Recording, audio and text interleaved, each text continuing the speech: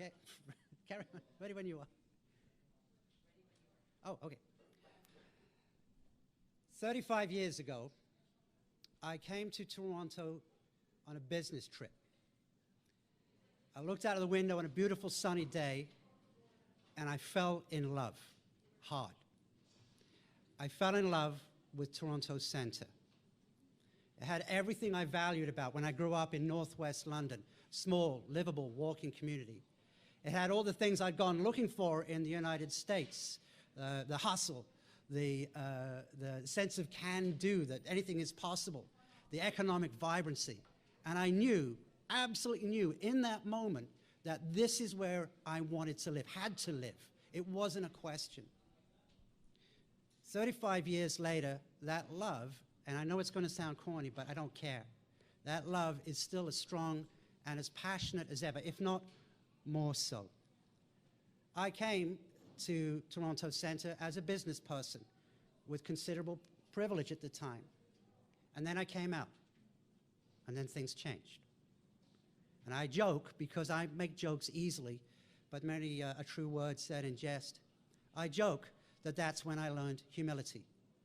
That's when I learned what it is to become a second or even a third-class citizen. That's when I learned when it was where somebody could deny you housing, not based on what you did, but who they thought you were, what you were. That's when I learned my family could be taken away by provincial legislation so that I didn't have access or an opportunity to grow up and give my children the benefit of the many lessons I'd been proud to learn growing up. To say I love Toronto Centre is a profound understatement, because when I came out, I lost everything. Nobody. I came here as this high-flying business person, and nobody would hire me. I came here with money in my pocket, and nobody would rent to me, except in Toronto Centre. Here in Toronto Centre. It's the only place where what I am was not seen as a disadvantage, but an asset to be treasured, that living authentically was not only possible here in Toronto Centre, but absolutely welcomed. I got a home, a real home. I didn't have to pretend that somebody else signed my lease for me. I got a job, real job, working with Fab magazine. Not a real magazine, but a real job. A wonderful, fluffy, effervescent gay men's magazine. And they recognized that I, as a trans person, was a huge asset. Not just because I'm easy to talk to, but because they would open doors that they previously hadn't been able to open. I volunteered at the 519 25 years ago. And I brought my children all the way from St. Catharines to the playground in the back. So they could go somewhere and play with kids. And it's just not a big deal about who or what I was. I was never allowed to see my kids go to see their own plays. But here in Toronto Centre, at the back of the 519, where I volunteered for 25 years, I was able to enjoy the simple pleasure of sharing the swings with my kids. Toronto Centre isn't just special. It's unique. It's marvelous. It's brilliant. It's so filled with opportunity. It is almost the ideal place. It should be the place that New York looks to, for an example. We shouldn't be looking at New York. They should be looking at us. This is livable, walkable community that everybody is talking about. We've actually got that here. And with a few changes, we can expand on that and model better behavior. I ended up serving on the board of directors as one of the first trans women ever to do so, because I'd been volunteering there for many, many years, engaging in education in shelter systems around here and elsewhere. And I realized that when I was doing a presentation, they said, you know, we don't even have a director here that's a trans woman. And so I said, oop, I opened my mouth, I'd better step up and show up. Throughout all this, my family back in the UK has been enormously supportive. And my mother taught me one thing. You're part of the solution or you're part of the problem. I know many of you here, you know that I'm speaking the language of the heart here. This isn't politicking or partisanship. You know that I've stepped up in difficult circumstances, often where I, as a trans person, was not welcome, but have stood up, showed up, and advocated on behalf of people who did not have a voice. I not only love this wonderful, wonderful area, I have a duty to preserve it, to fight for it, and I'm not about to give that up anytime soon.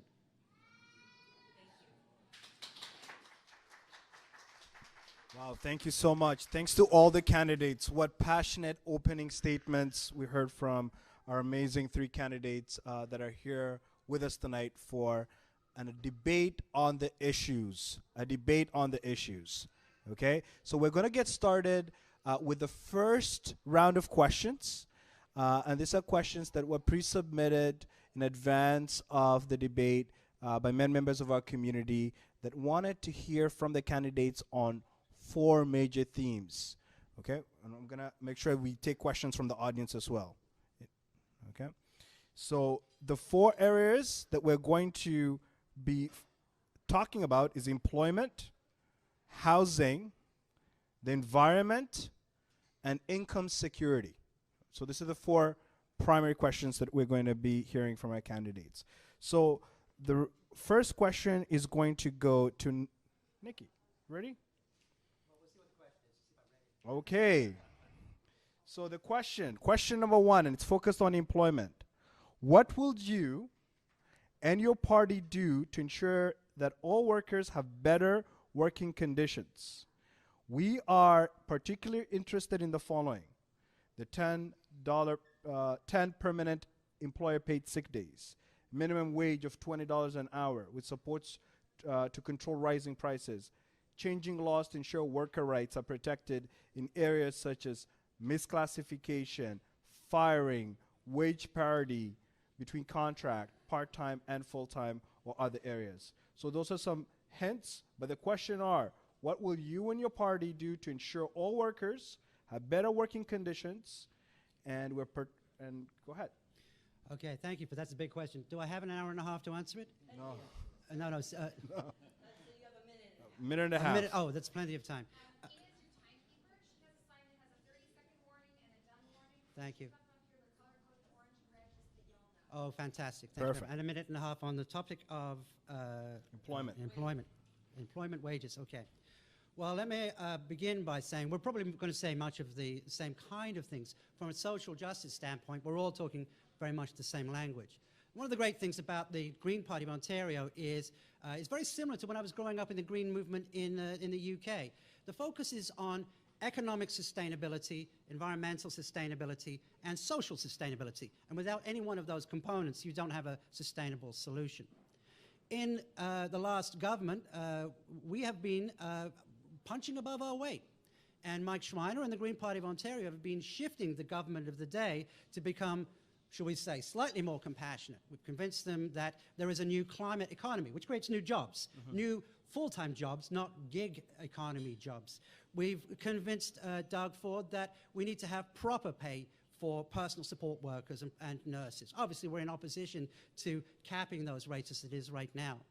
So we've been able to convince, not by partisanship, not by name-calling, not by trading blows, but by convincing the government of the day, and our partners in government as well, that this is economically and environmentally sustainable.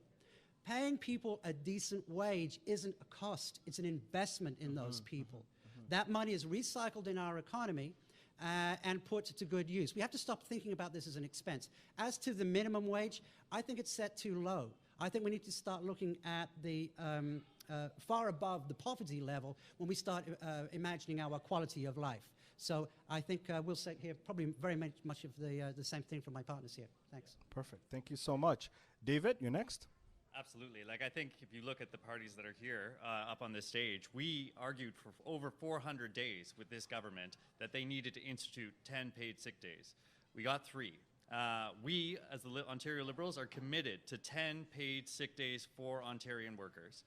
We are committed to ending gig work for real work. If you are doing real work, you should be seen as an employee of that business and treated as such, and we will end that.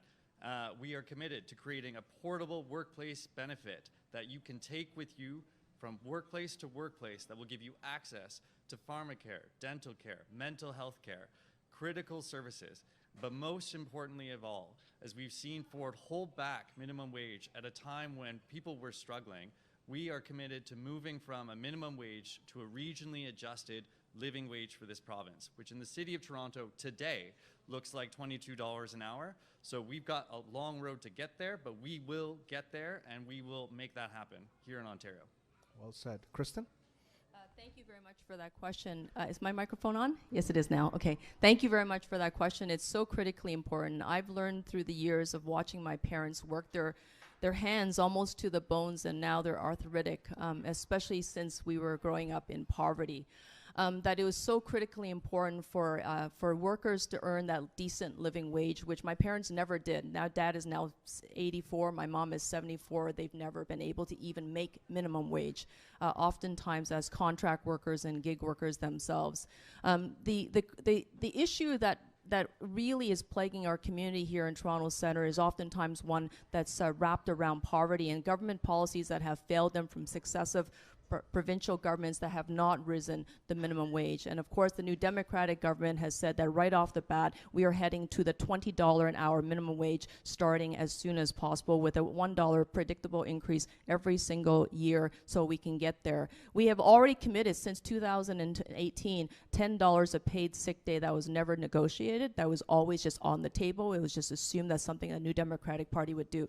The other thing, of course, is the miscalculation of assuming people that are gig workers are going to be independent contractors. We've got to close the loophole to make sure that we can get rid of that, because bad bosses and predatory bosses have got to be held to account, which they've never been under the previous governments, and the New Democratic Party will certainly address that. Thank you so much, Kristen. Now we're going to move on to the second question. And it's an important question. I know a lot of people have submitted so many similar questions on this same topic, which is, surprise, surprise, housing. Surprise, surprise.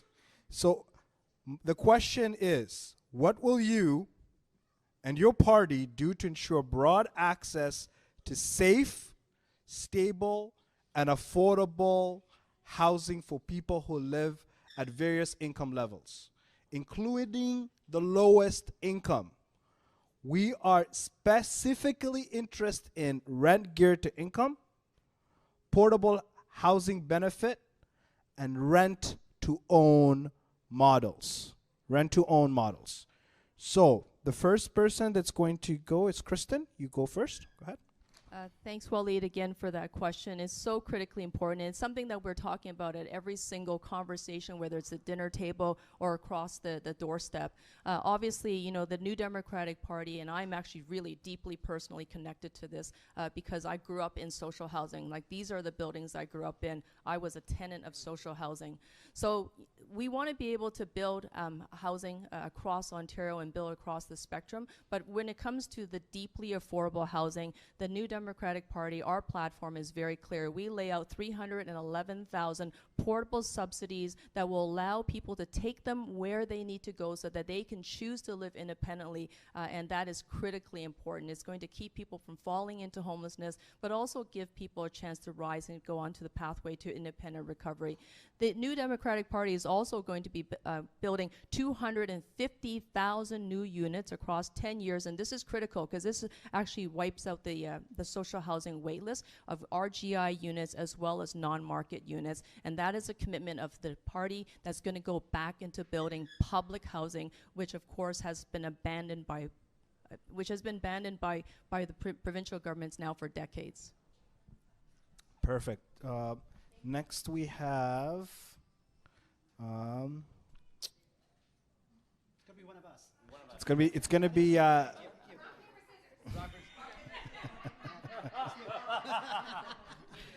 okay, the next actual person is David. Oh, Nicki, then David. Lost on the rock, Nicki, paper, then scissors. David. Sorry. Okay. All right. Let's be serious for a second. We're in Regent's Park area, which used to have RGTI. And we're looking out a window at a lot of condos. We're not looking out the window at a lot of RGTI. That's the fact. Condos were supposed to be a rent to own or a way for people to enter the home ownership marketplace. That did not happen. We have a situation in Toronto Centre where we have more buildings, more very, very, very tall buildings, more condos, and yet less housing.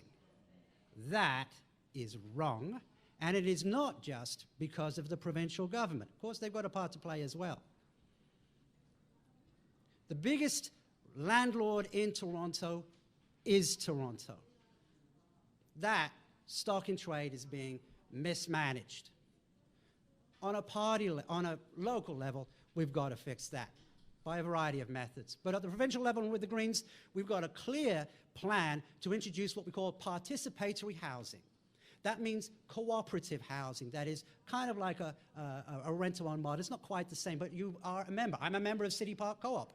It's an amazing way of rapidly bringing in lower-income housing right now, taking the stock in trade that the City of Toronto can now not adequately manage and turning it over to co-op use.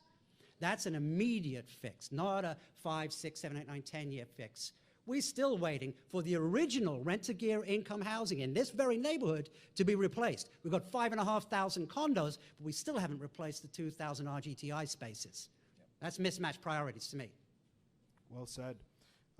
David?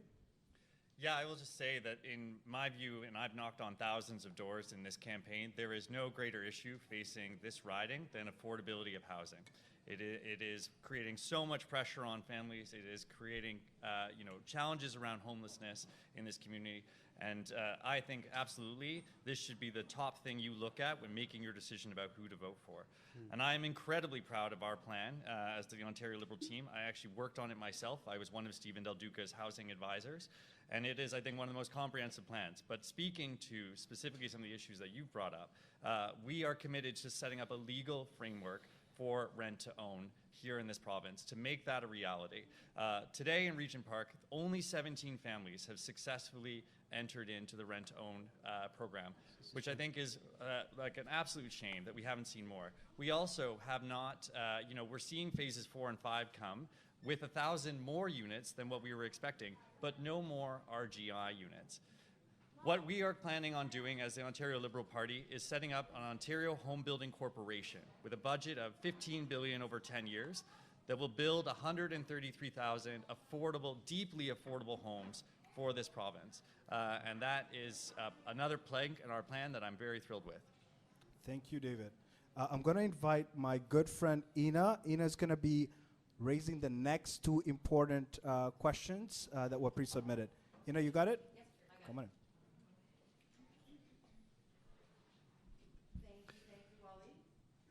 Okay, the next question has to do with our environment.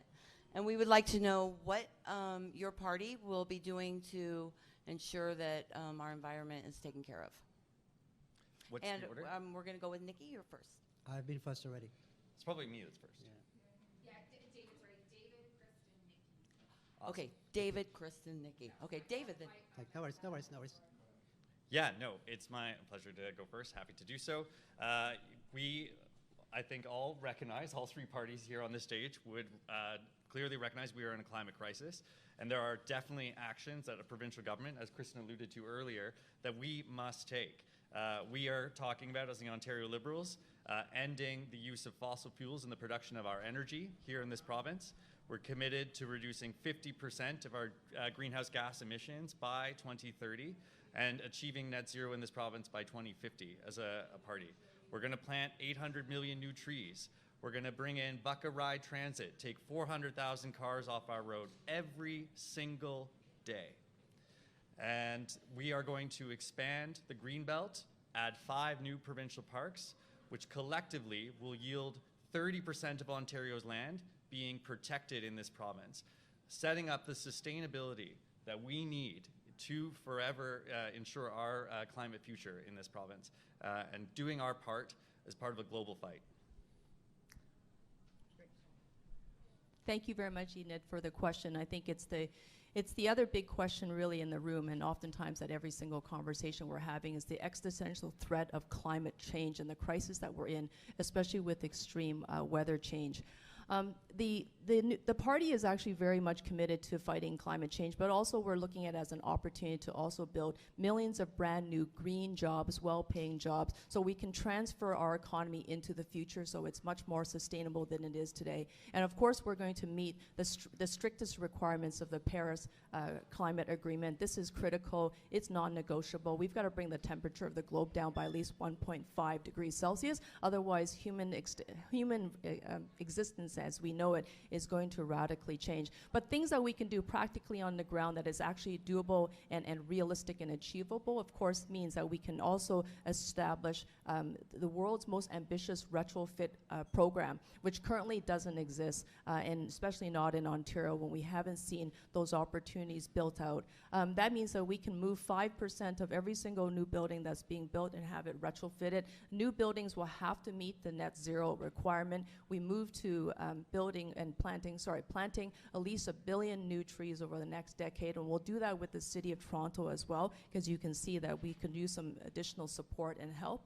And then finally, when it comes to being able to move things along when it comes to transit, the New Democratic the NDP has actually committed to putting 50% of operating dollars back into the TTC, which is actually going to be a game changer for the commission, which has not been done in generations.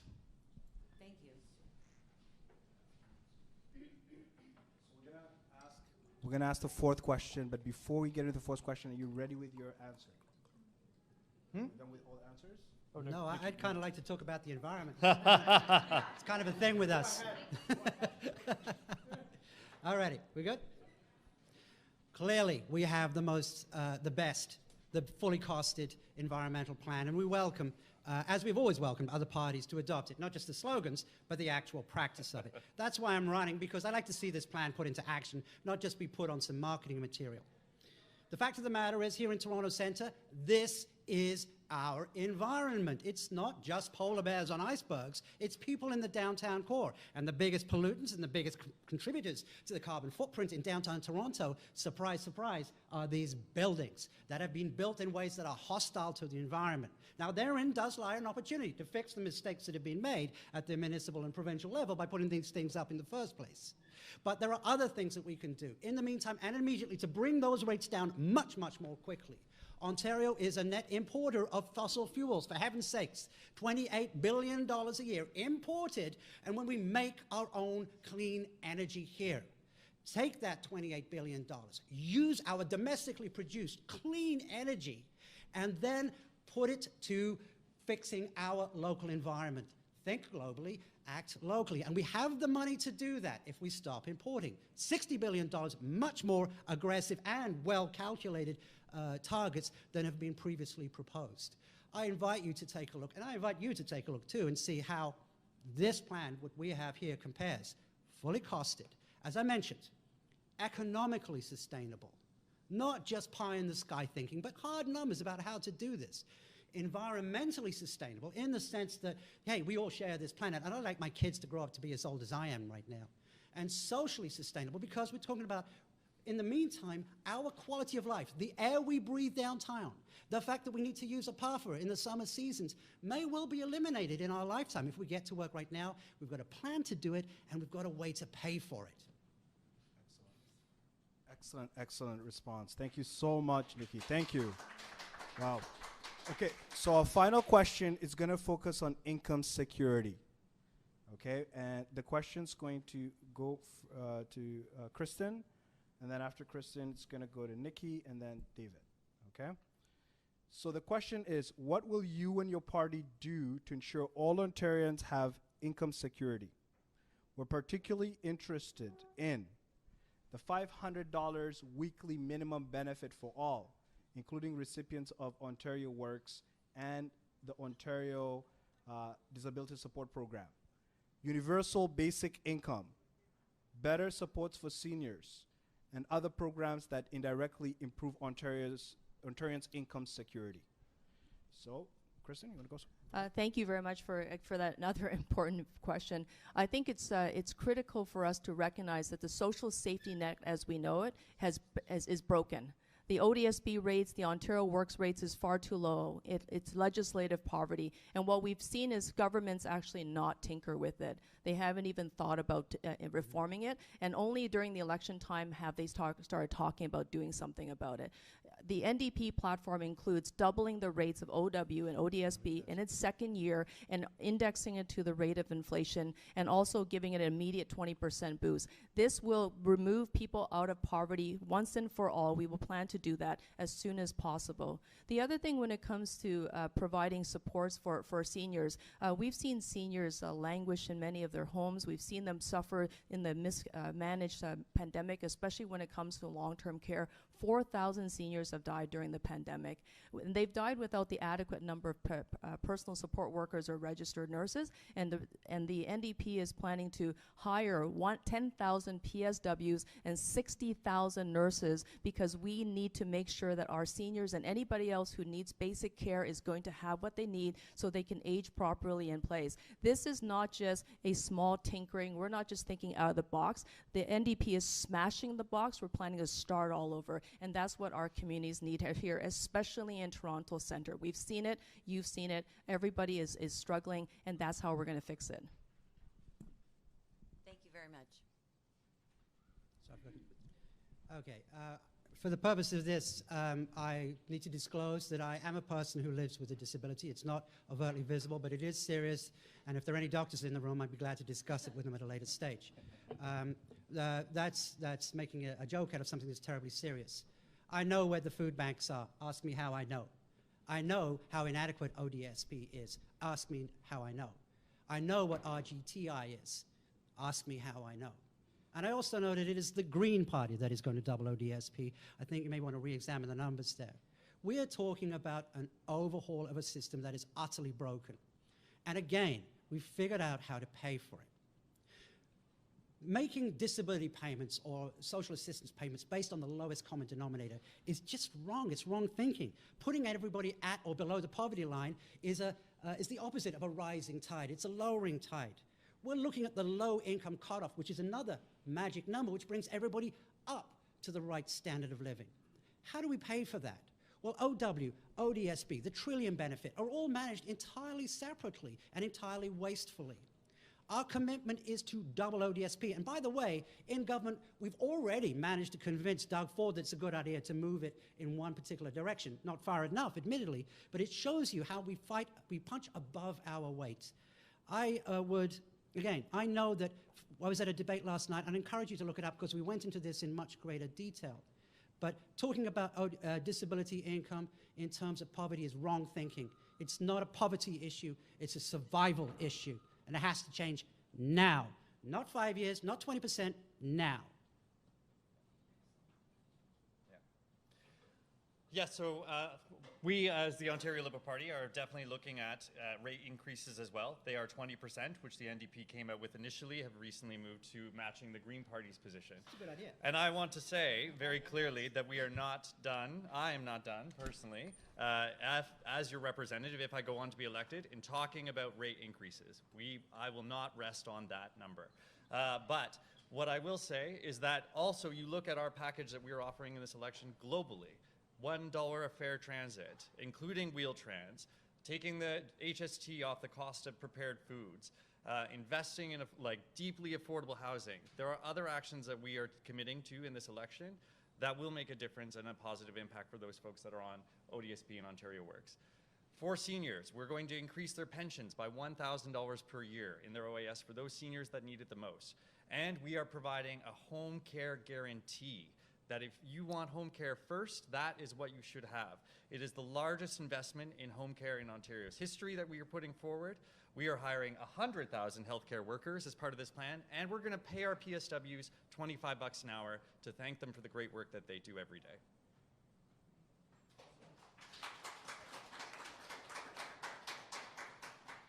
Thank you very much. Thank you very much. Now we're going to take some questions from our audience, correct? Do you want to come up or shall I bring you? Okay, you can repeat the question. You can repeat the question after she said, yeah. Yeah. Living in a no neighborhood, there's crisis in our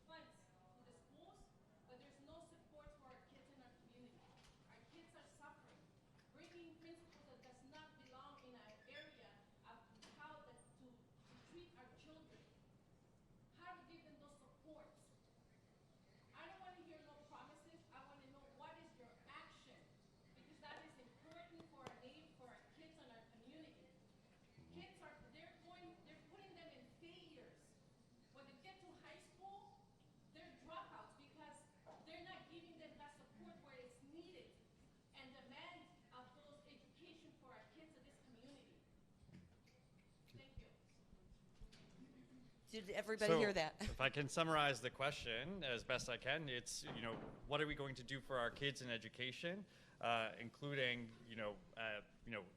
investing in our local schools is kind of the question that I've understood, and advocating for the local community around our local schools. So if that's a good summary of the question, folks think?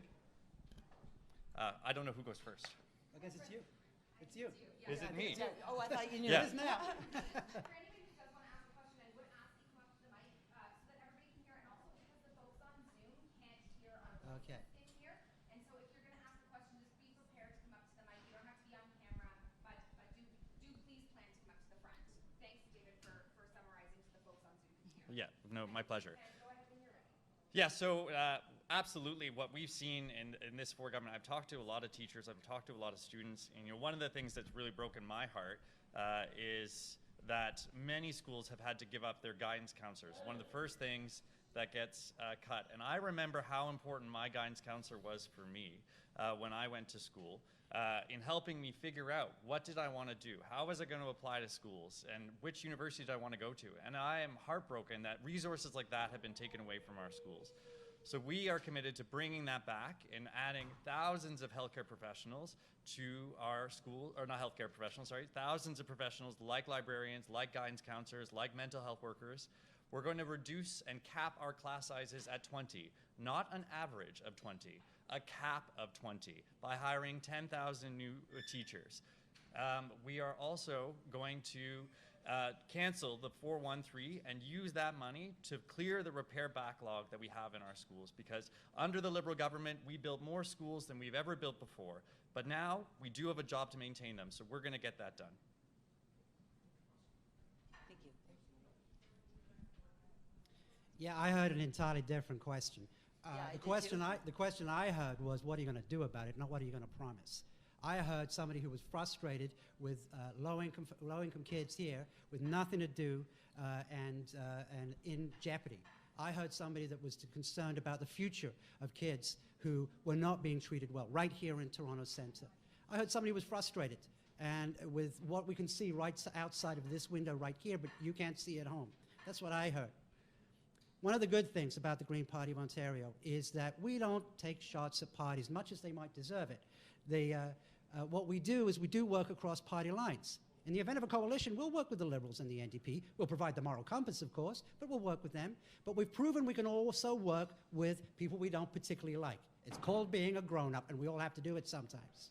And we've proven that we can shift Ford's thinking in the right direction. The other thing that's great here in Toronto Centre is that when you elect the Green Party of Ontario, and Nicki Ward specifically right here, you're electing somebody who is going to work for Toronto Centre, not follow the leadership, not quote party lines, but work first and foremost their conscience, your conscience, right here in Toronto Centre. That means we get things done more quickly, more locally, and with greater action, not empty promises that there's no money for. Thank you. Ines, thank you so much for your question. And I was actually thinking about my own son, who's 3 years old, and pretty soon he's going to be starting school off of Church Street Public School, and he has a developmental disability, and I think about and I worry about him getting lost in the system and not having the adequate supports he needs, and what happens when we can't stay in the public school system when we have to move, and if that's even an option, because God knows, schools are very expensive if you have to pay for additional supports. So this question that you asked is so deeply personal, and I think it's actually going to be answered in two ways. One is to invest in this in the community, so therefore we support the parents who are providing supports for their students, but also invest in the teachers and the education system so that you can actually have the actual adults and the caring adults in the classroom that can guide those kids to proper education and to pathways out of poverty and out of the neighborhood when it sometimes is rife with challenges. And that is not going to be necessarily easy work, but we do this with community, we do this with investments in people, and and not just talking about it. The other thing, of course, is that we have to invest in the crumbling school system. We've had provincial, and I will say this, we've had provincial governments having opportunities to tackle the crumbling school system by changing the way the schools are funded, and they have never ever done it. They've never allowed the education development charges to be collected by the TDSB. Only the Catholic school system gets that, and never has the public school system received that, and we will change that. Thank you. Great. Ravi, I believe you're the next question. Can I?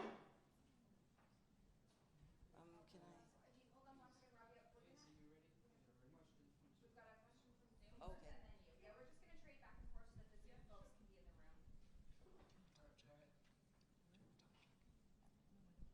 Oh, sorry. Yeah, sorry. This way. I'm sorry your question wasn't answered before.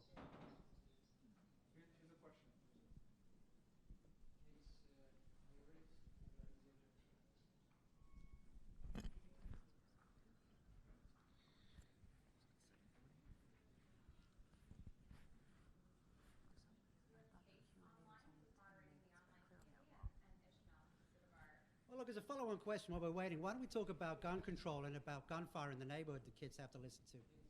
Any comments on that? And how that affects kids growing up? We're banning handguns. That's what we're committed to doing. But we'll let the question come in from Zoom. That's a great question. Let's hold on to that question. Robbie, we'll take, if you're okay, let's take you, and then we'll take two from the internet. Thanks everybody for.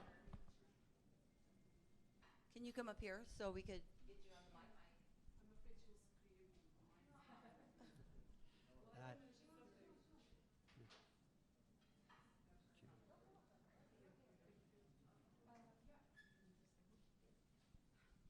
Thank you so much for coming here, and thanks for everyone here. That's better. That's better. Okay. So yes, I mean, so my question would be for housing. I guess many other newcomers who are really struggling in this crisis, and I feel well. 4 years ago, I helped Morris to get elected before for NDP, and we were able to paint it all orange. And she promised us many things, but she kept only 2 questions asking us: "How are you?" and "Where you live?" And then never happened. Something else happened, and so, and also like liberal, because I see as our government, this is the 2nd time they got elected, and there's nothing. So is there action plan you're gonna do? Like I heard you ask like someone, I think previous question or ask it, but is there something you are planning really to start after you got elected, to really hit the ground and start right away? You have really action, like plan is right there to do it, so we can look for it, or just promises, and then we're gonna wait for the other, next election. It's a great question. Thank you. So I guess just a little more detail on the housing issues that we're all facing. Great. Kristen, yes. Rabia, thank you so much for your question, and I really appreciate the conversations that we've had over the years, especially when it comes to families who have larger needs, and that means you need to have apartments and homes that can actually give your children their individual bedrooms, and oftentimes what we're seeing is that we're not getting that built. But that will change, and that can change as long as the provincial government does step in, and this is something that's so critically important, because without provincial and federal support, we will not be able to see affordable housing that's built for families. It will be continued to be built for investors, and that's what we don't want to see. So having some controls to stop the flipping and stopping the land speculation is critical, but without those provincial and federal dollars, it won't work. So 2 things. Immediately, 311,000 new portable subsidies will be produced through the NDP if we form government. And I think it's important for us to recognize that without forming government, it can't be done. So, you know, to the point that, you know, perhaps there was some comments made about your previous MPP, she always sat in opposition. So she could not have been able to do any of those things because she was stopped every single step of the way by a Ford government. And of course, that renders it very difficult. So if you are able to elect an NDP government, everything that's in our platform, including a Toronto platform that we just released, we will be able to deliver as long as we have the ability to move forward in government. And that's critical. Thank you. Thank you. Nicki? I'm almost speechless. The question asked was, what are you going to do? Not what are you going to promise? The person we spoke there, and I think the other person is old enough to vote too, at least soon. One of the good things about the Green Party is we've always kept our promises, even when we're in opposition. And to say that being in opposition means that you're not part of government is nonsense. I have fought for human rights at the constitutional level from a position of no legislative authority. We got gender identity passed at the federal level, the most tough piece of legislation to be passed. And we did it from a position of physical weakness, but moral authority. So to hide behind the fact that you're not going to form the next government, which may well be the case, is madness. And then to say that we can't be relying on developers, well, I don't know how that come out of your mouth. The fact of the matter is we don't need 311,000 promises. We need one home for that person. We have properties right now that are being mismanaged by the City of Toronto that could be made available for people in need. Instead of these vague, empty, partisan promises, I feel so sad that Suze wasn't able to run for reasons that are best known to her that I won't get into. But that's the problem when you have to do what the leader tells you to do instead of what the constituents tell you, demand that you do. Not empty promises, but homes that exist right now that just need to be retrofitted. This is not just the right thing to do, it's economically sustainable, environmentally and socially, by God, it's the right thing to do. Thank you.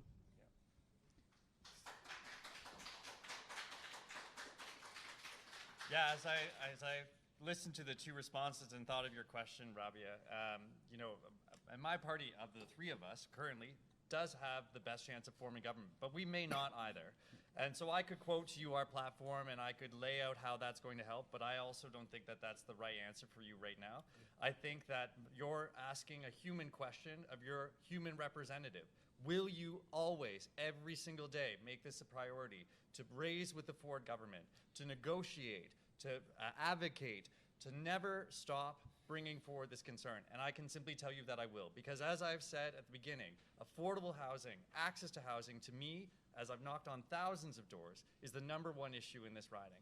And so I don't know what it will look like if the Ford government you know, makes government and what their plans will be for housing, but I will never ever stop bringing forward this issue for this community because I've just heard it from so many people and now I've heard it tonight from you. So thank you.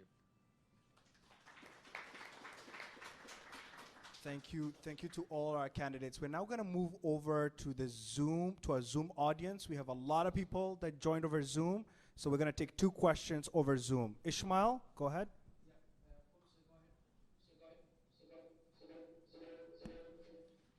Okay.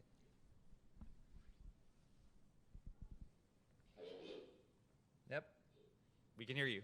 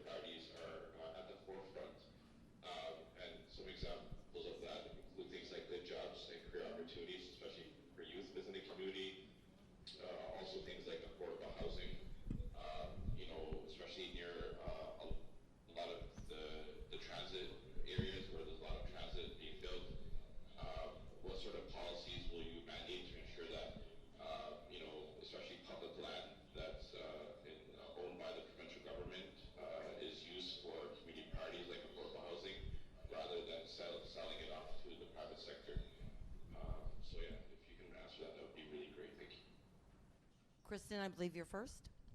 Okay. Tamsa, thank you so much for your question. You know, one of the things that is in the platform, and it's important to talk about the platform because it actually lays it out for you what it is you're deciding on. So it's not just a gimmick, and it's not just promises. It's actually the roadmap. So where they're going to be created. So when it comes to the Ontario line, which is a very expensive piece of transit infrastructure, and all other Ontario infrastructure that we will be building, the party is committed to actually tying it into a community benefits agreement, so we can actually track the jobs, know where they're going, understand where the money is coming, and also knowing that the money is going to stay locally in the hands of the local community, which I think is absolutely critical. Over the past year, I've actually been working with the Ford government, trying to ask them the same question. What are your plans for the Ontario line? What are your plans when it comes to building the transit-oriented communities? And how can we drive those communities' benefits right back in? And guess what the answer has been? Crickets. We have received no answer from the provincial government on what their community benefits agreement is, whether or not they're going to be meeting targets, especially hiring racialized youth and young adults. We have heard absolutely nothing. And we've been asking them about financial benefits and incentives to make sure that businesses that are unduly impacted by 10 years of construction are Thank going you. to be compensated. And again, the answer has been nothing. So Thank we you. continue to push forward. And I did that as a city councillor without a seat Thank you. in Queen's Park. Thank you. Nikki? Okay, this is a very, very, very good and very deep question. Thank you for the first part is that we've got all these construction jobs going on. Why aren't we getting the benefit? That's a bloody good question. There are people who come into my neighborhood to dig up the roads and then cover them over and then dig them up again and cover them over. But they don't live in our neighborhood. They'll come in from out of town in the 905 and then go away and vote for Doug Ford. So that irks me. Let's put it that way. That irks me. But back to Metrolinx, why aren't we employing people more locally? That's a very good question and one that's well posed to a city councillor. The fact of the matter is we need to communicate with all levels of government, and we cannot do it, as has been done in the past, by demonizing, throwing shade, and doing the politician's gang sign was, it's not my department, right? I'm fed up with it. It's nonsense. Metrolinx are difficult to deal with. They're a provincial body, but you can deal with them. There is no plan in place to ameliorate the traffic that's going to be completely clogged up while this construction goes on. Transportation, city transportation and provincial transportation have to work together, and that means being able to work with people you don't particularly like or you don't particularly agree with, and that hasn't happened, and that's why we're in this mess. Yeah, I have personally Thank you. myself joined in meetings about the Moss Park Community Benefits Coalition, the Region Park Community Benefits Coalition, because I fundamentally believed in that work, in the effort that you were doing as a community to drive these developers, these builders, whether they be Metrolinx or private, to come to agreement. And that work must continue, and I would continue to champion it here locally. As we see Ontario Line coming to this riding, I have a lot of concerns about the future of businesses that will be deeply disrupted for many, many years. Yeah. I have questions about how they'll be compensated, and I will continue to ask those of the Ford government and fight on your behalf on this issue. You know, the other thing I see when I look at development proposals coming in is a lack of what I call neighborhood retail. Businesses that are actually open and available for folks in the community, not just franchises that we see taking over the best corporate leases because they can afford it. So I will raise this for you as long as I can as your MPP. Thank you. Thank you very much. Next question from Zoom.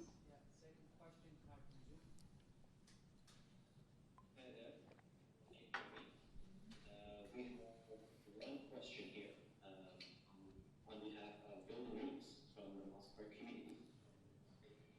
We'll ask this question regarding a social development plan for Moss Park community. The social development plan is a way for a community and the city to come together to coordinate a plan for positive change in the community. The Moss Park community is a community that is often left out of improvement opportunities, and there is a need to address important issues impacting the community. Would you be willing to commit to supporting and funding a plan with the Moss Park community and the city, like the Region Park Social Development Plan?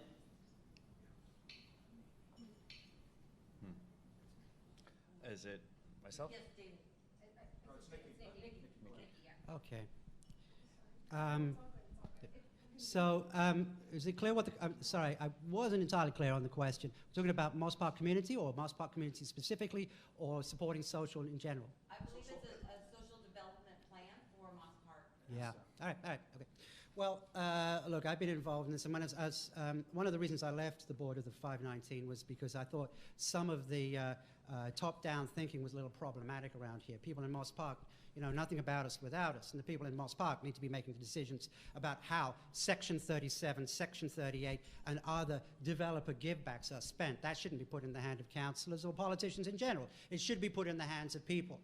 Moss Park has turned into this huge, huge gold rush of development, and none of that gold is trickling down to you or me. I don't live in a condo. I don't live in a townhouse. I live in a city park co-op, and I'm proud to do that.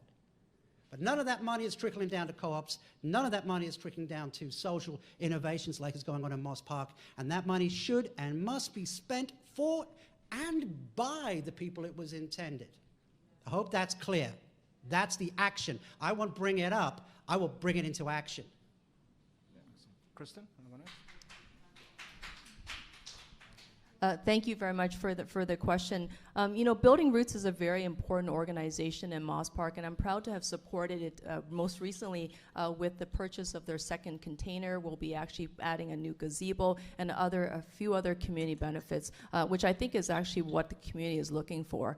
So when it comes to the social development plan, especially this one in Regent Park, I'm very proud of my role and contributions in making sure that it's adequately funded by the City of Toronto. Now there's a table, there's a staff person, and it's underway. We should do the same thing with the social development plan if Moss Park was to achieve one. The thing that triggered the Regent Park social development plan was revitalization. So being able to revitalize and initiate that with Moss Park would be critical. But I would be very interested in understanding whether or not it could be done at the provincial level. So therefore, the province, which has a lot of money, and of course the provinces do direct where the growth goes, and let's not kid ourselves, the province has some significant reach when it comes to local planning and development. We should be able to work with those tools that we have at the provincial level, so it's not just in Moss Park, but it's also going to reach our communities in St. Jamestown, and making sure that the social development plan has set the pace for the rest of the city, including the TCHC revitalizations in Alexander Park and Lawrence Heights, that we can actually make those benefits flow beyond Regent Park, which of course was important, but make sure that it cuts right across the city in all those vitally important communities. Thank you. David? Yeah, first of all, shout out to Mac and Dustin and all my friends at Building Roots. I have worked with you for the last 2 years and have volunteered there. I love what you're doing, and you play such a pivotal part of the Moss Parks Benefits Coalition there. So shout out to the team. Shirley's here. We volunteer together as well there. So definitely appreciate the importance of the work you're doing. And as Kristen has alluded to, the funding of a SPD for Moss Park is something that the province could do. But I, as a member of your provincial parliament, I may not sit as that minister. If I ever sat as that minister, ever sat as minister, I can't say to you today that I will get that, like I will fund that, but I will say that I know the great work that you're trying to achieve with this social development plan, and that I appreciate the value of that and will amplify and echo that at Queen's Park as best I can. Thank you, David. So we're going to take 2 other questions from the audience here. I think Steve is the second person who's going to. My friend here, you're going to ask your first question. Go ahead. What's your name, my friend? My name is Shirley. Shirley, you want to come up here and ask your question? Come on up. Thank you, Shirley.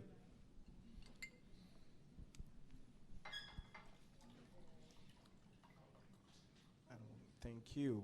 I'll go with Kristen first and then answers. Okay, go ahead. Question first, yeah. Thanks for mentioning the Moss Park Market. It's really important. We need a food hub in this area. There is great stuff up at Wellesley, but down here, I've been a social service worker, student, blah, blah, all that stuff. Okay, my real question is, it's kind of 2-part. What is a specific plan to raise the rates for people on disability? The last raise was it 2018, 2019 of like maybe 10 cents? People are really hungry here. Yeah. The whole province. I'm not just saying this. Where is that cash going to come from? Because that's a hell of a lot of money, one. Two, just in case, the plan B, that we get what we've already had, The four-letter F word. what are we going to do?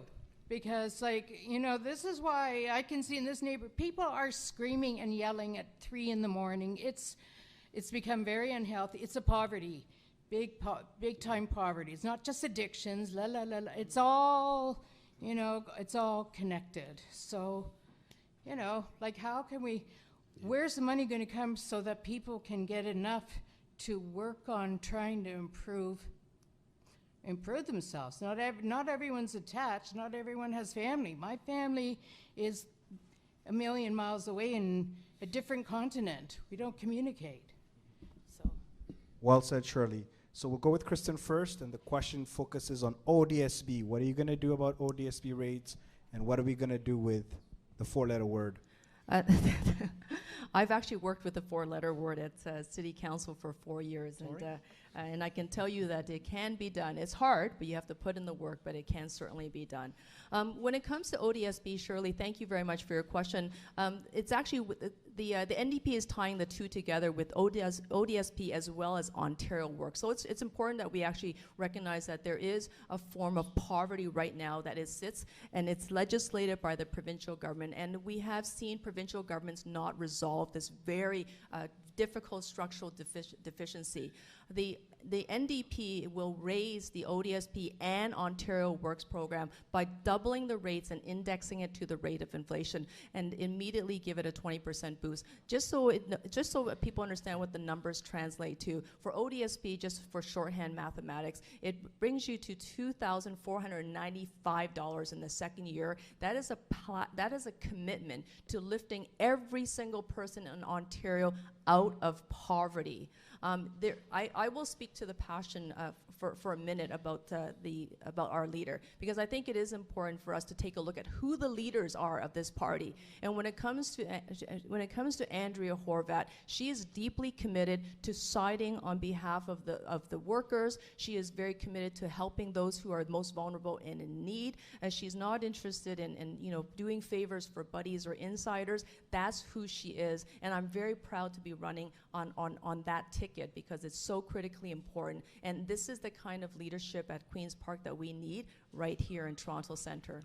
Thank you. Thank you, Kristen. David?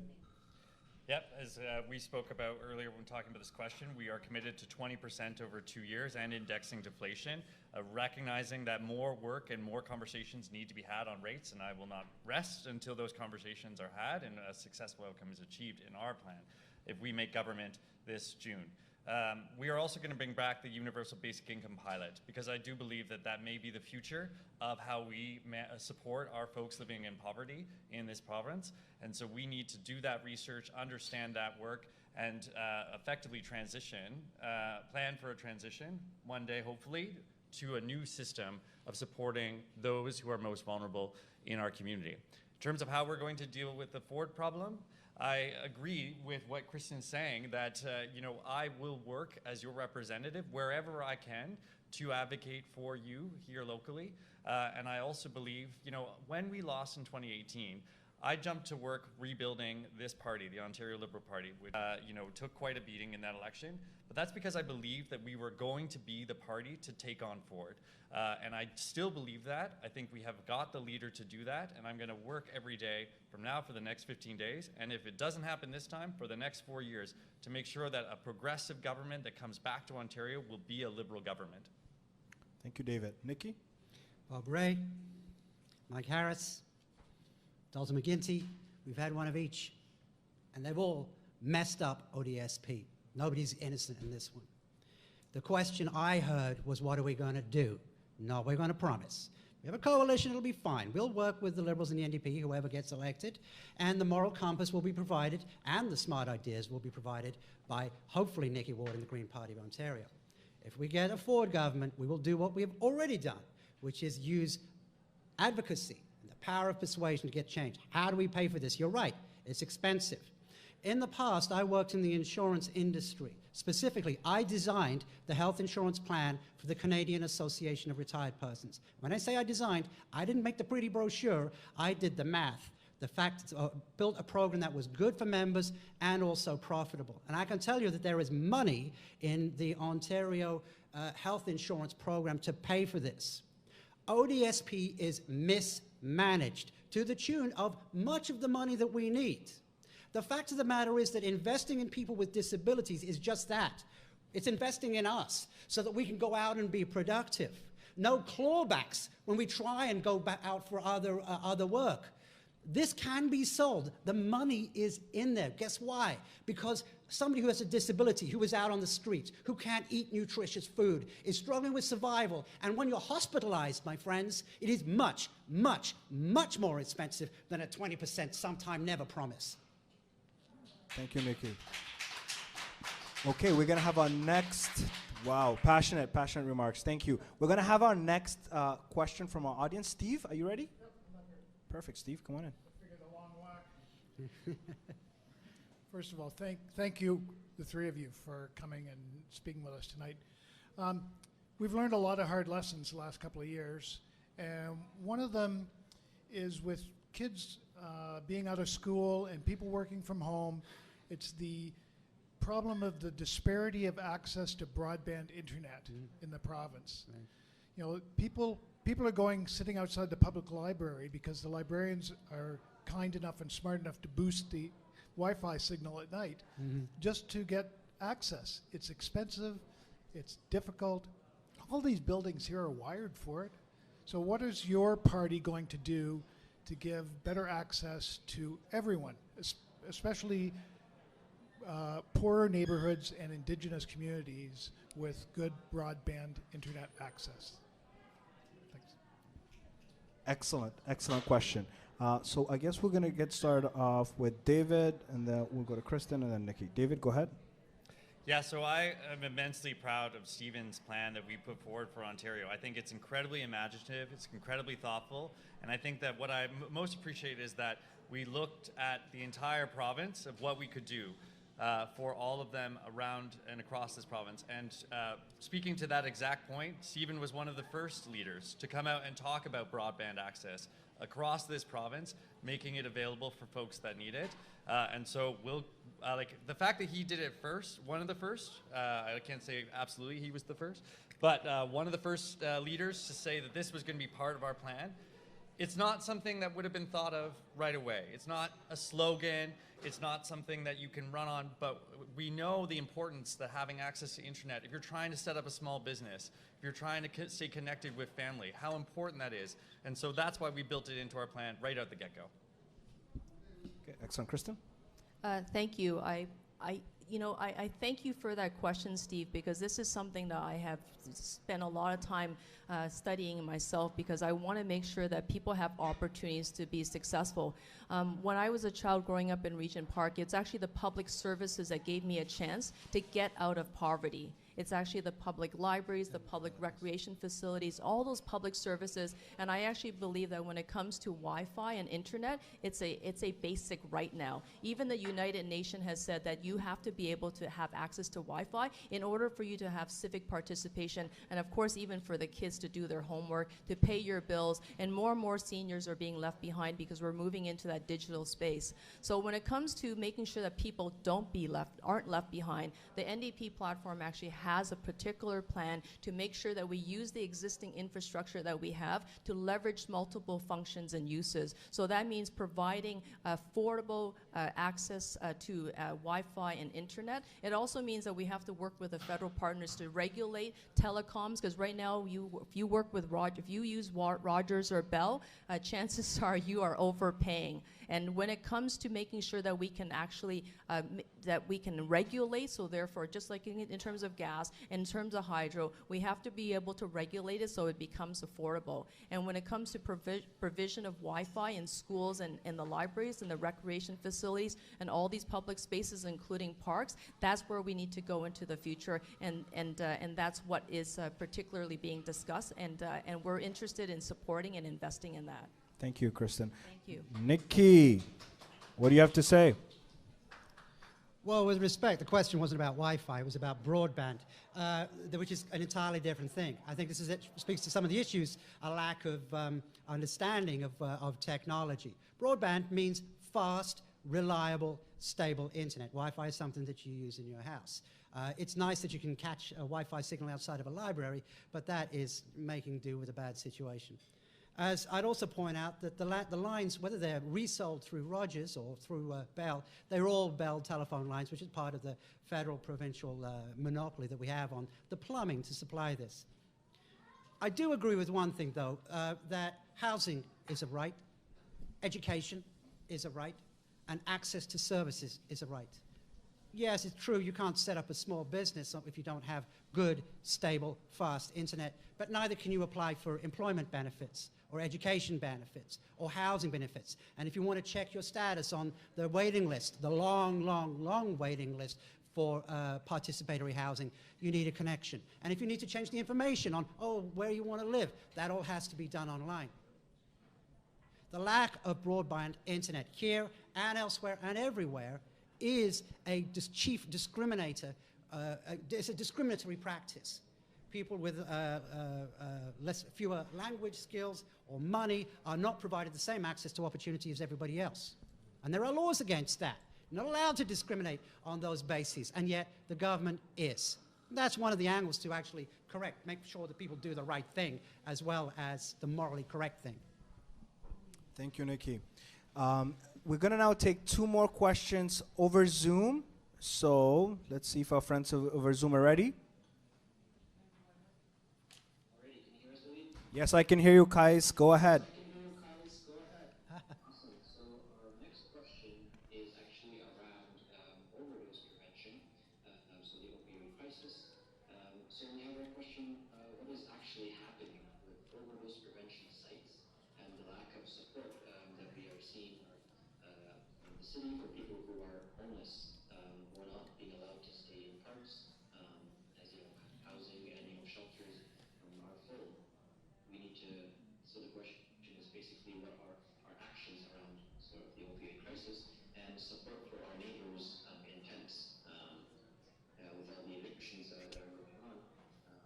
What is the opinions of the candidates regarding this issue? Thank you, Kais. An excellent question. So this question is going to go first to Nicki, and then Nicki, then Kristen, then David. So overdose crisis is the other pandemic. So who's going to first? It's going to go to you first. Nicki, right. Nicki, Okay, ready. thanks. Okay, so the question is, we have an overdose crisis in our province. What steps are you going to take to make sure that we address this crisis meaningfully? It's known as the other pandemic. Yeah, Go ahead. I did this. Thank you. In the Green Party, we call this opioid poisoning. People are being poisoned by this drug. They're being poisoned by the fact that there's no access to safe supplies. Being poisoned by the fact that it's criminalized behavior, where most often it's just a desire to cope with the pain of living in poverty or with mental health issues that have been unaddressed. What are we doing about it? Clearly not enough. People are dying more now than they were before. Right? So whatever is being done right now is not working. We know that much. We're talking about, number one, decriminalization. So we take this out of the hands of the cops and put it in the hands of health and social workers where it properly belongs. Number two, we're talking about making sure there is a safe supply so people aren't poisoned. Okay, some people maybe overdose inadvertently, but many more are being poisoned. And this is murder. Why aren't there more murder investigations here? That's a question I'd like to see answered.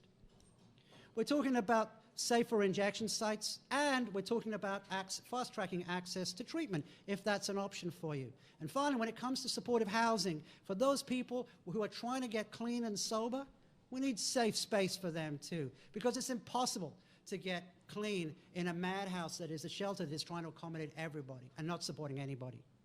That's what we're going to do. Thank you, Nicki. Thank you. Kristen? Thank you very much for that question. And it's also another one that's deeply personal, especially since Toronto Centre, the downtown east, we are at the epicenter of the opiate crisis in Ontario.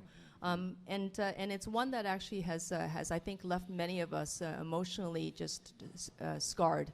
based on the fact that we've seen our neighbors fall ill or perhaps just, fall down in front of us. So when it comes to treating it as what it is, I think we need to be able to tie it together. We can't talk about the opiate crisis without talking about the mental health crisis, and these two are intricately connected. Mental health and addictions. The NDP would actually begin by declaring the opiate crisis a public health emergency. You saw how quickly we were able to mobilize all orders of government when we decided that we were going to battle COVID-19. No expense was spared and every life was valuable. We would do exactly the same thing with that by, number one, naming it, and then mobilizing the 3 orders of government to act as quickly as possible to make sure we invest in harm reduction strategies, working towards safe supply, building the rehabilitation facilities and the detox facilities so that people can have a pathway to recovery, which is what they cannot have right now. You can't get a crisis bed, you can't get a detox bed in this city or anywhere in Ontario, to be quite honest, at this point in time, because previous governments and this existing government under the Ford government has actually walked away and ignored this problem, and it's grown massively under his watch. David? Yeah, I would not fully agree with the statement that previous governments walked away from this problem. The Kathleen Wynne government was the government that stepped up to this problem and that worked with the federal government to get our first supervised injection sites set up in this riding and in this province. So I don't quite agree with that statement. I also call it, myself, a drug poisoning crisis, because that's what this is. And it is also deeply personal, as I've lost friends to this crisis. This isn't strangers. This isn't people that are faceless, that don't have names. They are people in our community. They are our neighbors. They are our friends. We are investing in increasing the amount of harm reduction supplies that are readily available, ideally 24/7. I love our social service providers that operate here in this riding. Many of them close their doors Friday at 5 o'clock. And when are folks going to start using the recreational drugs? Just after that. And so we need to invest in organizations and partnerships that are providing services 24/7. We're putting $300 million forward for that exact reason. We need to better coordinate our local service providers here to work together in this community, in this neighborhood, on this issue. And I think all 3 of us could tell you that this is deeply personal to us and we care very much about it. Excellent. Thank you, David. Can we take the next question over Zoom? Kais? Yeah, sounds good. Jenny Stone to ask the question, please. Hi, and thanks very much. I'm the executive director of Neighborhood Legal Services, which is a community legal clinic that provides services across the downtown east neighborhoods in housing law, employment law, income security, immigration, human rights. And in 2019, we experienced a significant funding cut. You probably know that the province cut legal aid by 30% that year. We're still feeling the impact of that. So I'd like to know what the party's stances are on increasing legal aid. You probably know that over 50% of Legal Aid Ontario clients live with mental or physical disability, so we've been talking about the rights of people with disabilities tonight. Also, Indigenous clients, although they represent maybe 3% of the Ontario population, they are disproportionately users of Legal Aid Ontario services at 14% of their clients. There have been a number of studies that show that for every $1 spent in legal aid funding, there's a knock-on savings in other areas of social services between $9 and $15. So it really just strikes me from where I sit as poor policy to cut legal aid when you think about access to justice, access to the ability to name, claim, and blame in order to assert your rights as a tenant, as a worker, as somebody seeking to reunite with family, or regularize your status. It's something that's really near and dear to my heart, and I would love to hear what the candidates have to say about legal aid funding. Thank you, Jenny. We're going to go with Kristen first, and then David, then Nicki. Go ahead, Kristen. David's first? Okay, David first. Go ahead. Awesome. Thank you. And thank you so much for that question. I we were at the 519 together when Ford's cuts to legal aid came into effect, and we immediately saw that with our clients. I'm looking over there, you're over here. That's where the sound was coming from. But we felt that as well, and so we as a Liberal Party are absolutely committed to restoring it. I do believe there's extra money there too, but I don't want to quote that in case I'm wrong. But in the example that I really felt and what I really saw as a huge disappointment of the Ford government was the backing away from refugee claimants, because currently the federal government's focus is on convention refugees, and there's a lot of folks that are waiting for their applications to be processed, and they've been left completely without representation under this government, and I think that's a real shame. So we will restore that legal aid funding. Like I said, I want to say that there's extra money coming too, but I don't want to misspeak. So thank you for that very, very important question. Excellent. Christine, want to go next? Thank you so much for that question. And you're absolutely right. I mean, when the Ford government cut that 30%, we started to feel the ripples and we started to hear the stories right throughout our communities, especially when we were seeing tenants that were being bullied by landlords and rent evictions happening. This was something that was dramatically jarring to many of our community members. The platform actually calls for the immediate restoring of the 30% and then expanding the investments and legal aid, but it actually goes much further than that, because we need to reform the system. The system in so many ways is actually rigged against those who are living in poverty. It criminalizes the poor. Oftentimes that are disproportionately impacted. Those communities are BIPOC communities. So we have to take a look at this from a gender as well as a racial and a social justice lens. So it's not just investing the money back into legal aid, which we absolutely will do, but it's also reforming the system so we don't have people falling through the cracks and then needing legal aid, which of course is very reactionary, and the system is not designed to help you, it's designed to hold you down. So that's what the New Democratic Party will do for those who need legal aid. And we'll work with legal aid providers so that we can also understand what the full-on requirements are. And this, of course, means that we work with communities who are most deeply impacted, including people with lived experience. Okay, thank you, Kristen. Nicki. We're just debating how much of my own life lived experience to reveal here. And I think, in fairness, I'm going to do that. In 2010, because of long-term oppression, my immune system shut down and I developed a tumor on my heart. That is extremely serious. It sounds pretty serious, it is. I applied for ODSP to live. I was being tossed out, made homeless. And they turned me down. Said I wasn't taking enough medications. Turns out that eating your own body weight in chemotherapy isn't enough, because it was only one medication. A month later, I had $3,000 a month's worth of medication to deal with. ODSP turned me down because I wasn't taking enough medications. 1 out of 20% of the people that get the thing that I had die within 3 to 6 months. So I guess it wasn't a long-term problem as far as they were concerned. Too bad I outlived it. But without legal aid, without God bless you for the work that you're doing, I wouldn't be around today. Because this isn't for rich people, this is for poor people who have been screwed over by the government. And with people like your help, I went to the tribunal. We won my case, and I got enough money to stay in housing and to eat a meal that month. It's so important. And as you brilliantly brought up, it's an investment. $1 in for $15 out. If you had a magic machine, anyone in this room, and I gave you a machine that for every dollar you put in, you got $15 out, my goodness, you'd be cranking the handle all day, wouldn't you? A magic machine where you put $1 into legal aid and you get $15 worth of value back out of it. And that's not a tough sell if you pitch it in those terms and you don't demonize. Look, Doug Ford is not my favorite human being, but he understands $1 in, $15 out. That can be pitched if we're smart about it, if we're even-handed about it, and if we work across party lines and don't engage in this partisan Thank you, Nick. nonsense. Thank you, thank you. We're gonna now take, folks on the clap, go ahead. Okay, we're gonna now take questions from the audience, so go ahead, we'll take a couple more questions. Go ahead, Ines. Whoever's ready. Yep, the lady with the, go ahead, you're first, yes. And then Ines, you wanna go next? Welcome, my friend. Please introduce yourself, and thank you for joining us. Hi, my name is Sarah. Hi, Sarah.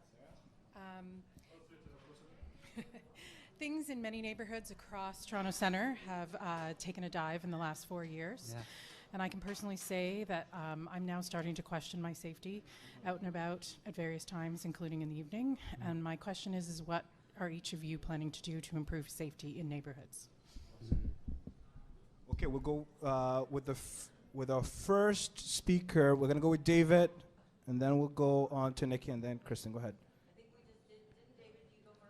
I honestly can't remember. I thought I just went first. Yeah, she just went. Okay. So No, I'll go first. you want to I'll go first? Go ahead. Sure. Go ahead. The question to rephrase is, Safety in our neighborhoods.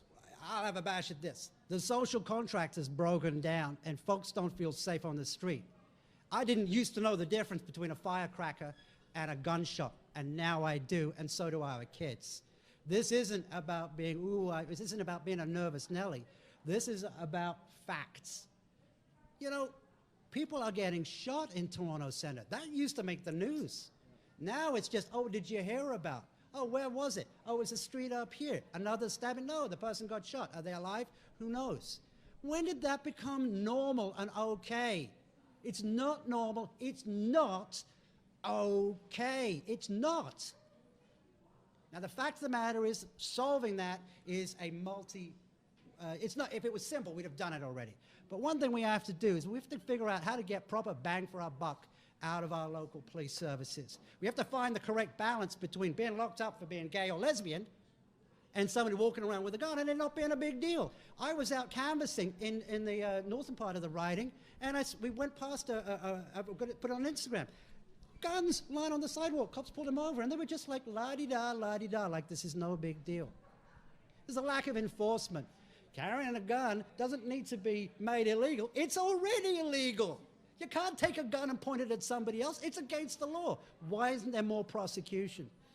I don't know. Somebody's asleep at the switch, and somebody needs to be there keeping people accountable. Thank you, Nicki. We're gonna go to David next, and then Kristen. Yeah, thank you for the question, Sarah. I think it's, very present across this riding. We talked about businesses in St. Lawrence are getting their windows smashed in. One of my staff was assaulted in the street the other day just for walking around. And as Nicki mentions, we've had victims of gun crime here in this riding, and it's just tragic. We are committed to banning all handguns in this province because I don't believe anyone, if you're not a professional, should have a handgun. That is part of our plan as a Liberal Party. And now if you can come on me with a little bit of a journey on this next one, I have been fighting very hard within the party, and now I'm proud as part of our plan in ending exclusionary zoning, because what I believe is fundamentally under the last 10 years, Toronto Centre has taken on a huge density of population where we've filed people away and given them no prospects of fitting into a community. And that has led to a rise in mental health challenges. It's led to a rise in crime. And as we built these towers, one after another, we boxed ourselves in and we didn't create communities. And so I fought extremely hard to get exclusionary zoning into our plan, ending that practice, because if we can build out across the city into the missing middle, if we can create into communities that are with more density, we will address the issues that we're seeing today. This will take time, but it will work, and in 10 years, Toronto Centre will reap the benefits of it. Thank you. Kristen? Thank you so much for that question. Interestingly enough, the social determinants of safety are exactly the same as the social determinants of health. Whether or not someone has access to housing, whether or not they have a pathway to education, if they have access to food, living a life free from discrimination and so forth. So if we're going to want safer neighborhoods, we're going to have to invest in its people. And of course, yes, we should ban handguns. Absolutely, we should do that. And of course, we need to make sure that we work in our partners who are on the ground, dedicated police officers who are patrolling our streets and not necessarily in patrol cars. But the bottom line is that young kids needs access to recreation. People with mental health and addictions needs access to care. We need to be able to provide opportunities for people to be successful so that they don't feel the sense of despair and being left behind. I'm small. I'm a small frame Asian person. I'm 5'4.5", and I'll tell you that I don't want to live in fear. I don't want my son who's 3 years old to live in fear. And this is a very deeply personal issue for all of us, and I'm really glad we're having this conversation, because it means that we're going to have to make those deep investments. We're going to have to do this as quickly as possible. But this is something that cannot be grappled with by just one order of government. This is when every order of government and you and I need to raise our voices together as communities so we can get the supports that we need and the investments that we need in Toronto Centre, so we're all safe and so we're all healthy. And can I just tell you that we had people shot right across the street, not one time, but like this has happened Yeah, I know. in this area where we had 3 people shot there, we've had people shot down there. Yeah. It's like we've had people shot over there. Yeah, it's kind of illegal. It's already illegal to do that. I mean, Very, very, but Prevalent, very prevalent. it's already illegal. It's already illegal to own a handgun. You can't make it more illegal. It doesn't make them any less dead. Clearly, that's not the solution. Excellent. So we're gonna take another question from the audience. So Ines, you wanna go? Go ahead. Ines, just before you go next, we'll just have her go first. Okay, go ahead.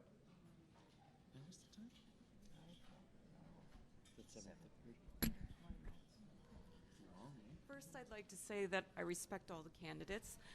The answers are amazing, number one.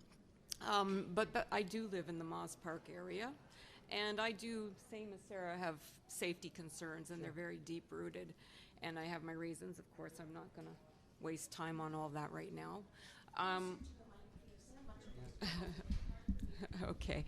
But one of the things that I did want to touch base on is the RGI.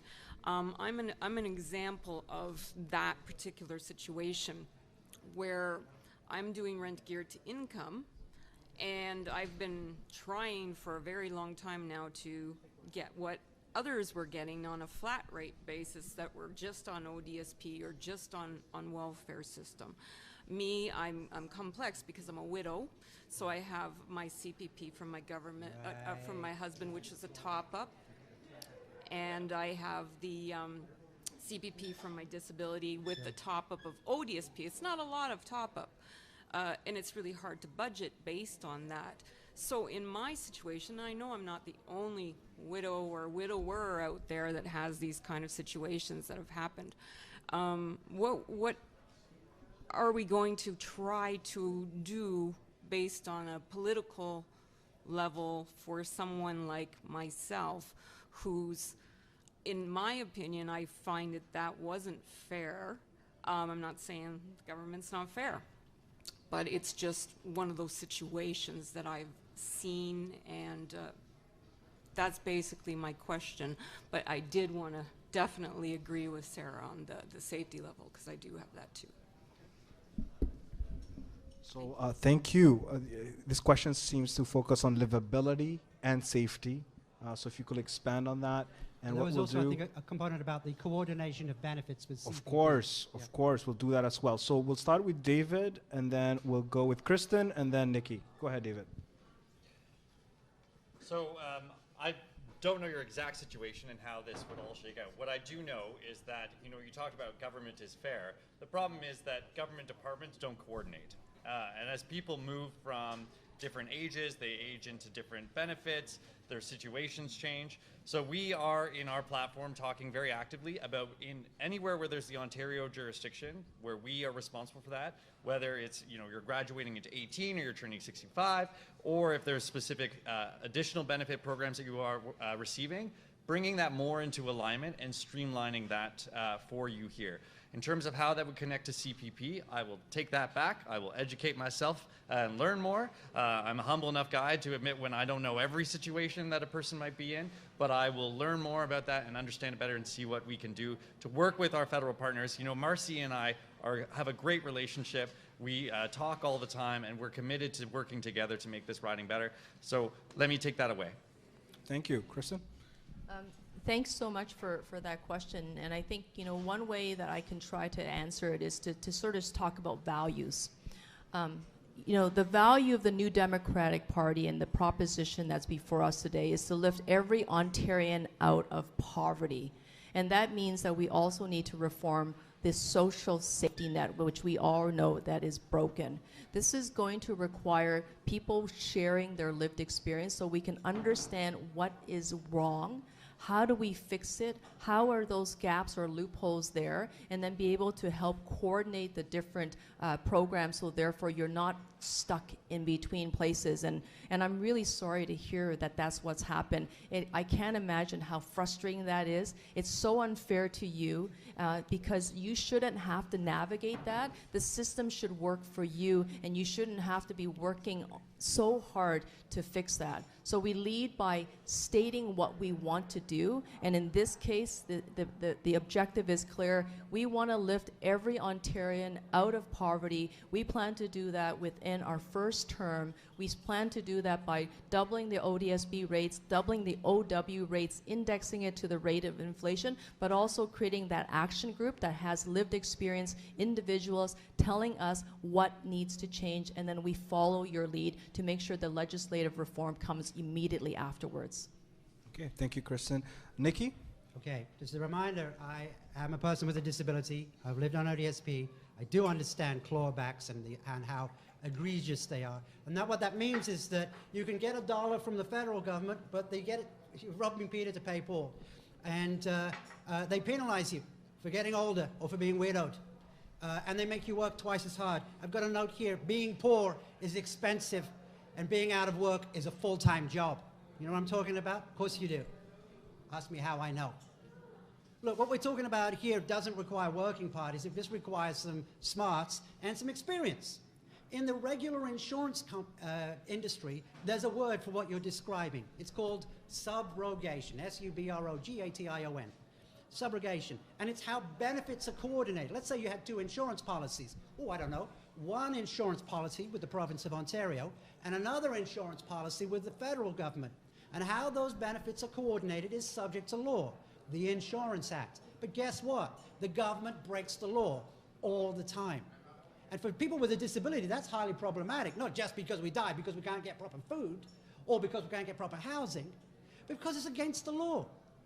See, we do have some protection under provincial, federal, and indeed under municipal legislation.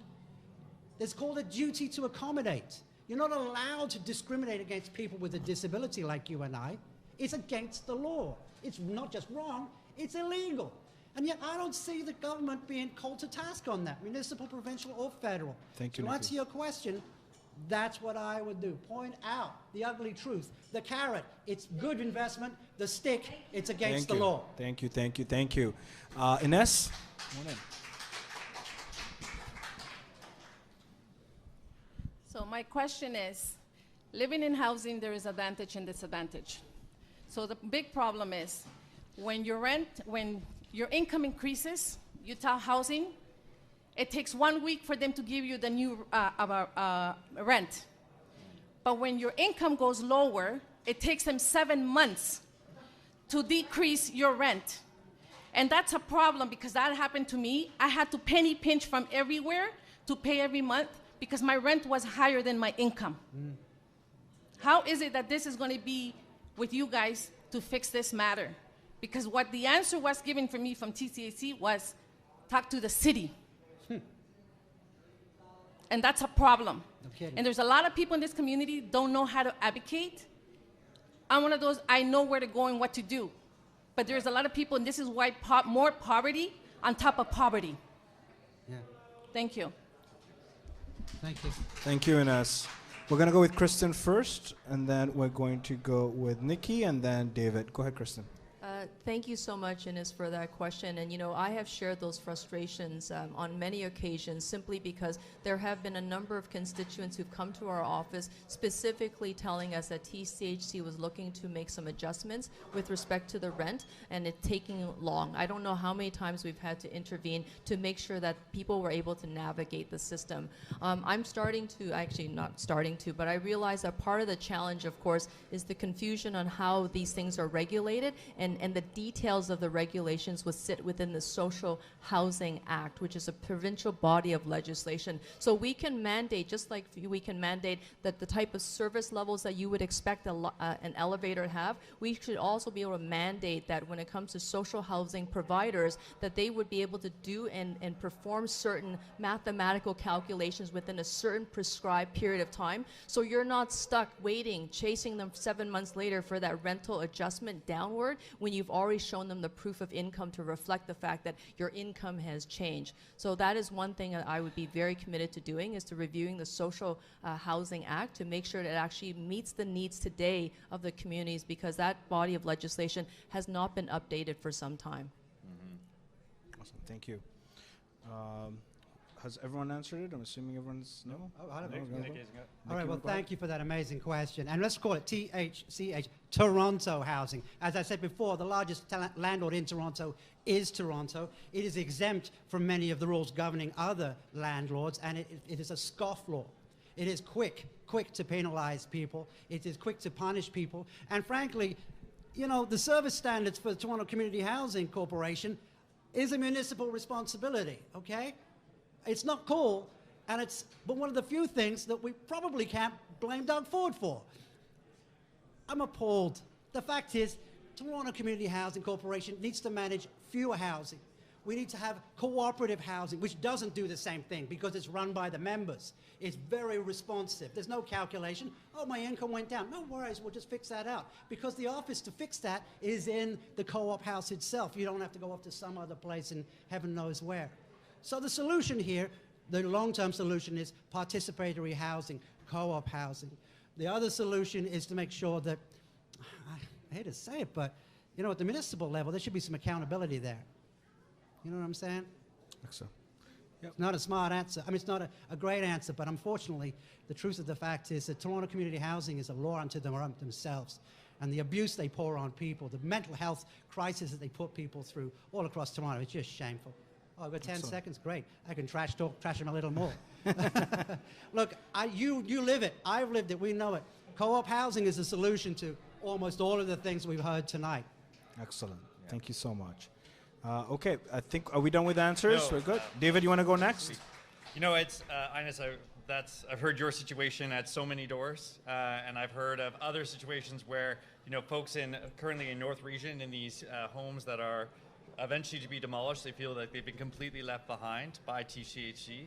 You know, I think that it is a Toronto-based organization. Our municipal leaders should be held accountable and should continue to advocate for that. We're going to have a municipal election soon, and it will definitely be an important issue there. For me, what I want to do is make sure that we are infusing in our thought process concept of dignity in legislation, that we establish those standards that Kristen was talking about, that we look for opportunities to restore dignity, not just in TCHC, but in social services in general. Because that's what I've heard from the service users. They feel like they're not being treated as humans, they're not being treated in a dignified way. And so I want to think about and imagine with all of you in this room in the future, as we form government and we pass laws, how are we infusing this concept of dignity into these laws? Because that's where the province plays the role, right? Okay, perfect. Thank you, David. So we have a room for one last question. So I'm just wondering if there's anyone from the audience who would like to ask a question. Go, okay. Go ahead, Ibrahim Afra. Ibrahim, come on up. I just want to say thank you for coming. This is, I'm learning about politics and how change happens. And there is this documentary I watched. It was Frederick Douglass that brought healthcare to Saskatchewan and also to all Canada. So you promised a lot today, but what is one hard thing that you're going to deliver if you get elected? One very hard thing. Okay, we're going to start off with Nicki, and then we'll go to Kristen, then David. Go ahead, Nicki. Big question. It's worth thinking about, and it's worth giving a clear and unequivocal answer to, not a vague set of party platform promises. I'm going to cycle back a little bit and remember that this is Toronto Centre. This is my home. This is not them. We're talking about we here. What are we going to do? We've got a lot of problems. And when you went to see the old show MASH, you deal with the thing that's killing you fastest first. And what is killing us fastest first? It's a pretty good question. It's an excellent question. I think it's poverty. I think it's the opioid crisis. I know it's housing. Putting them in the correct order and dealing with what's called the hierarchy of needs. The things that are killing us fastest are very, very basic. Food, shelter, human safety. And It's not a one answer. It's a great question. It's a very profound question. I'm very glad you asked it. But the number one thing I think on day one has to be establishing an order of operation. Ready, aim, fire. The order is important. We need to hit the things that are killing us fastest first. And that's not the perfect answer to your question, but I think it's the most authentic one I can give. Thank you. Thank you, Nicki. Kristen? I really like that question. It's actually a question that Councillor McConnell and I spoke about the answer to be quite honest. Deputy Mayor Pam McConnell, you know, God bless her and rest her. When it comes to Toronto Centre's greatest needs, it's the alleviation of poverty and lifting a community out of poverty. This is something that Pam had spoken to me about. This is something that I also personally lived myself. I know that it made a huge difference having stable housing over my head, making sure that my parents were going to be able to provide care for us. And God forbid if one of them actually got sick, I don't know what we would have done. We barely made out of it. And so I would say that the one thing that I really want to deliver, and it is, everything else flows from that, is to lift people out of their suffering, their punishing poverty, and that's something that I feel very deeply committed to, and it's very personal. And I never want to see anybody living in poverty again, and the NDP is committed to lifting every Ontarian out of poverty within our first term. Thank you. Thank you. Okay, you want to go, David? Yeah, the complexity of the Ontario government, where you're a part of a team, you're a caucus member, you're maybe in government, maybe you're not in government. The one thing I can promise you is that I will be there and that I will be in this community. Yesterday, I took my 1 millionth step that I've taken since I started campaigning 2 months ago. And I have knocked on personally thousands of doors in this riding. And so the only thing that I can promise you is that I will be there and I will listen, that I'll be accessible, that I'll be accountable. This body, this energy, this time that I have invested without ever getting a dime, I'm not elected, I haven't received any public funds. I have just done this because I believe in this community. And so you have all of this that I have to give to you every day. And what that could turn into, if I am in the team, if we are in government, could be huge. It could tackle the issues of poverty. It could tackle the issues of housing. It could tackle the climate crisis. But I won't promise that because I don't know what the outcome of this election will be. But I can promise you, you will have me. Thank you. Okay, my friends, we're done with the question and answer period. We're now going to take closing remarks. So I'm going to ask folks to be extra quiet and attentive. I know candidates put in a lot of heart in their closing remarks. So these are the final words before you make up your mind on which candidate and which party to support in the upcoming provincial elections. So Nicki, are you ready to start off with our closing remarks? How long do I have? You have about 5 minutes. 5 minutes. Thank you very much. Thank you. Oh, I love the silence for a moment. Been a lot of talk tonight. Firstly, I'm running for Toronto Centre. Yes, I'm with the Green Party of Ontario. But my boss isn't Del Duca or Horvath or even Mike Schreiner. My boss is you. I'm accountable to you. I'm accountable to the actions that you demand in the order in which you demand them. We have a great blessing in this, one of many great blessings in this riding of Toronto Centre. There's a reason the Conservative isn't here. It's not because they're unresponsive, or there might be a contributory factor. The fact is, it is mathematically impossible for a Conservative to win in this riding, even with the three-way race. So this riding, this special riding of Toronto Centre, is where your choice is one of conscience. There's none of this business with a strategic vote where you have to hold your nose and vote for one party or the other. You can vote for the best representation for Toronto Centre. And here is the thing. We may not know what is going to happen, but it's going to be one of two things. Version A, which we hope for, is a progressive coalition government, led, and I mean this, led by the Green Party with the participation of the NDP and the Liberals.